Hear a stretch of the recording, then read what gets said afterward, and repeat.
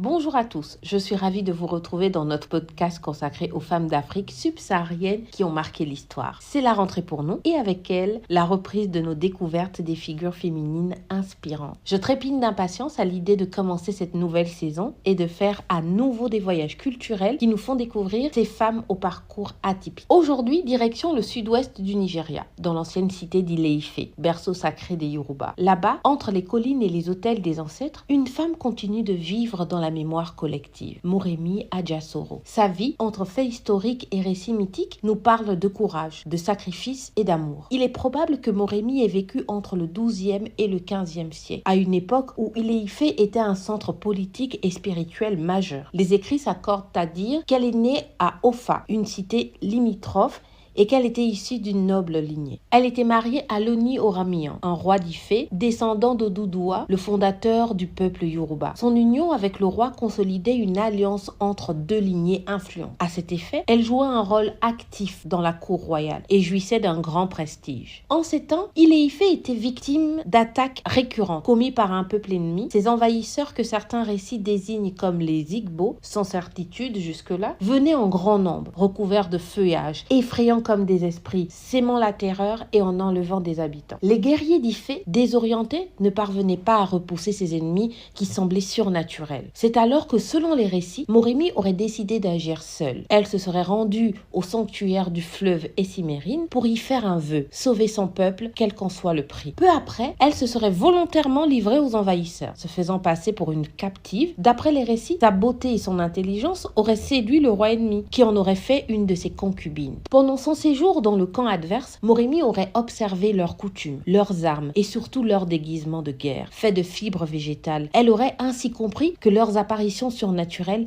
n'étaient qu'une ruse. D'après les récits oraux, elle aurait réussi à s'échapper et serait revenue à Ile-Ife avec ces informations. Grâce à elle, les soldats Yoruba purent organiser une embuscade lors de l'attaque suivante. Ils mirent le feu aux tenues de feuilles des assaillants, les démasquant et les neutralisant. La ville fut sauvée. La délivrance d'Ile-Ife, grâce à l'intelligence et au sacrifice d'une femme, est au cœur de l'histoire de Moremi. Mais encore une fois, nulle victoire sans sacrifice. Selon la légende, le prix à payer par Moremi fut grand. L'esprit du fleuve auquel elle avait fait une promesse aurait réclamé le sacrifice de son fils unique. Fidèle à sa parole, Moremi aurait consenti à le lui offrir, brisant ainsi son cœur de mère. Aujourd'hui, il est difficile de savoir si le sacrifice a eu lieu au sens littéral, mais dans la mémoire collective, il symbolise l'amour d'une mère pour tout un peuple et le poids des serments faits aux divinités. À ce jour, Moremi est célébrée comme une héroïne nationale au Nigeria. Une statue géante de 42 mètres de haut, la plus haute d'Afrique de l'Ouest, se dresse à Ife en son honneur. Chaque année, le festival Edi lui rend hommage et les enfants apprennent son nom dès l'école primaire. À travers elle, les Yoruba affirment la valeur du sacrifice pour la collectivité, la force des femmes dans les moments critiques et l'importance de l'intelligence face à la violence. Moremi Ajasoro nous laisse une vérité essentielle. Protéger les siens demande parfois de braver l'inimaginable. C'était Femmes d'Afrique. Merci pour votre écoute et à très bientôt pour un nouveau portrait d'une femme d'Afrique subsaharienne inspirante.